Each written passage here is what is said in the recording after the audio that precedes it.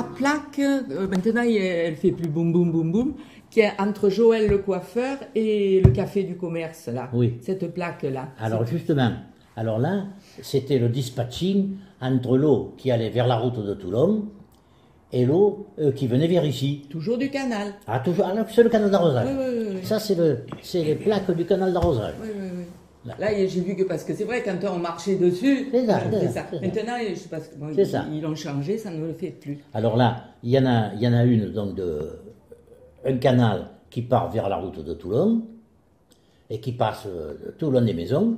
Hein, et puis, le canal qui vient ici. Alors, le canal qui vient ici, bon, il traverse la route et il passe le long, maintenant où il y a la boulangerie, la caisse d'épargne, tout le long. Oui. Où il y avait autrefois le mur du jardin de Paysono. Voilà. Ça, vous l'avez connu, le mur du jardin de Paysono. Paysono qui nous faisait courir quand on allait cueillir des cerises. Voilà. Et après, le canal, alors, il y avait une prise au coin là, où il y a la mairie maintenant là.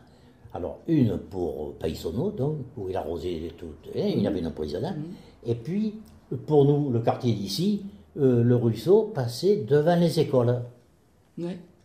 Il y a toujours d'ailleurs. Il y avait de belles pierres. Voilà, c'est tout des dalles qu'il y a. Parce que ça, je me souviens. Tout des dalles des épaisses dalles, comme ça. Oui, voilà.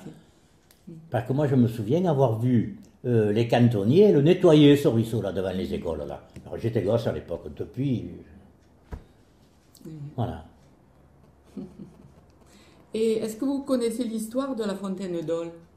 Est-ce qu'elle avait une source ou... Ah oui, ça je ne sais pas d'où ça vient, mais... C'était pas une fontaine, c'était une fontaine privée. privée. La fontaine d'Ol, c'était une fontaine privée. C'était une source qui est d'ailleurs très fraîche.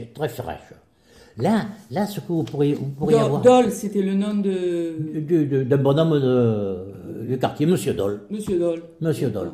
Et vous pourriez avoir des renseignements, là, parce que... Il y a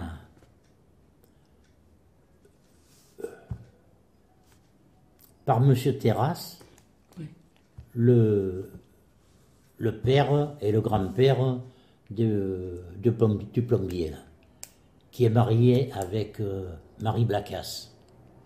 Parce que ils habitaient là-bas, à la Fontaine d'Ol. La maison Terrasse, qui est à l'angle, c'est la plus près de la fontaine. Il y avait pas de... Je vous dis ça parce que c'est Félix Laure, donc qui est petit-fils, qui me l'a dit. Ils n'avaient pas de puits, eux. Mais dans la maison Roux, il y a un puits, et dans la maison Caranta, il y a un puits. Voilà. C'est vraiment sur les trois maisons, il y a dans l'eau. Les pieds dans l'eau. Et la Clovade, il paraît qu'il y a énormément d'eau là-dessous.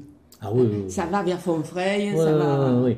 Moi, j'ai toujours entendu dire, quand ils avaient fait chez Madame Alessandria, là, ce qu'a Madame Alessandria, avant d'arriver à la coopérative, à gauche, là, après la maison de Théron.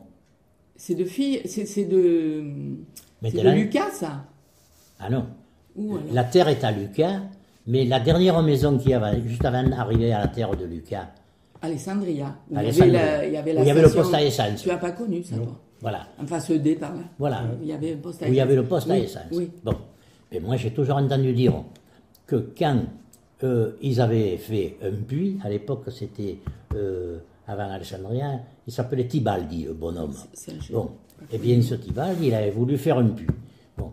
Eh bien, quand ils sont arrivés à l'eau, sauve qui peut, ils ont trouvé comme une poche. Le geyser. Ils ont laissé outils et tout ce que vous voulez.